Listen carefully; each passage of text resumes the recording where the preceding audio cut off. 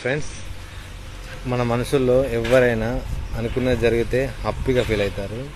కానీ అనుకోని జరిగిందనుకో చాలా బాధపడతారు, ఏదో కోల్పోయినట్టు ఫీల్ అవుతారు. కానీ అప్పుడప్పుడు మనం అనుకోని జరగడం వల్ల కూడా మనకు మంచి జరుగుతుంది. ఎలాగంటే మొన్న జరిగిన విమాన ప్రమాదంలో ఒక అమ్మాయి ట్రాఫిక్లో ఇరుక్కొని 10 మినిట్స్ లేట్ అయ్యి ఫ్లైట్ మిస్ అయిపోయింది. సో ఆమె ఇప్పుడు హ్యాపీగా ఉన్నది, ఎందుకంటే ఆ ప్రమాదం నుంచి తప్పించుకుంది. సో ఇంకొకటి, ఎమర్జెన్సీ సీటు ఎవ్వరు కూడా చూజ్ చేసుకోరు, ఎందుకంటే ఆ ఎమర్జెన్సీ సీట్ దగ్గర విండో ఉండదు, బయట చూడలేమని చెప్పి.